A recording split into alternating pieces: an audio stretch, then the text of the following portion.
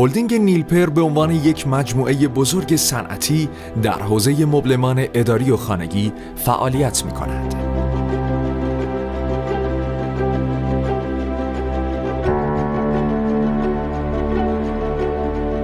این شرکت با توجه به رویکرد توسعه سبد محصولات خود و بهره‌گیری از تجربه موفق در صنعت مبلمان با تأسیس برند جدید نیلپر توریستر پا به عرصه تولید محصولات چمدان و کوله پشتی گذاشت.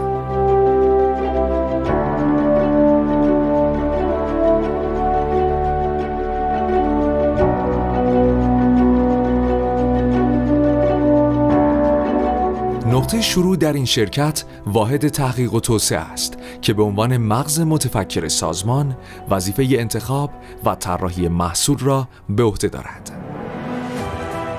این بخش با تکیه بر اطلاعات دقیق بازار و مشخص کردن نیازهای مشتریان و دانش روز چندین محصول متنوع طراحی کرده است.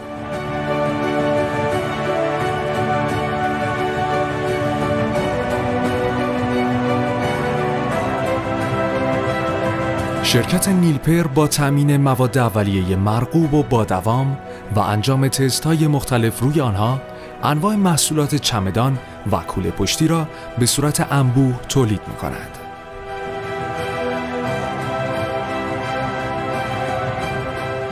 حفظ کیفیت همواره یکی از دغدغه‌های تولید در کارخانه نیلپر است. همچنین نظارت بر صحت تولید در خطوط مختلف توسط بازرسان کنترل کیفیت به دقت برای محصولات منتخب انجام می شود.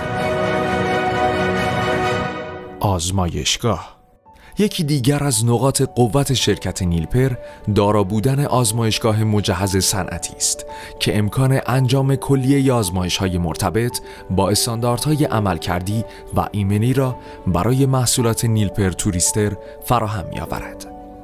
طیف وسیع از تست‌ها و بازرسی‌های کنترل کیفیت در هنگام تولید محصول و پس از آن انجام می‌پذیرد که این موضوع باعث می‌شود تا محصول در نهایت با کیفیت و دوام بالای تولید و وارد بازار شود.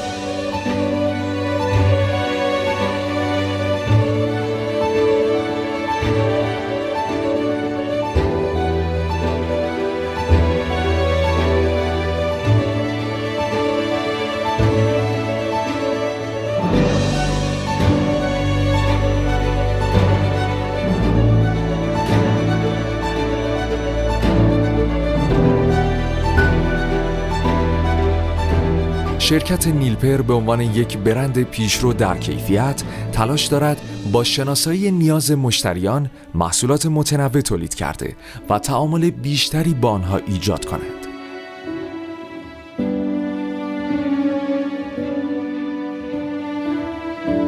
به همین منظور چندین فروشگاه آنلاین و نمایندگی در سراسر کشور جهت سهولت ارائه محصولات به مصرف کنندگان ایجاد کرده است.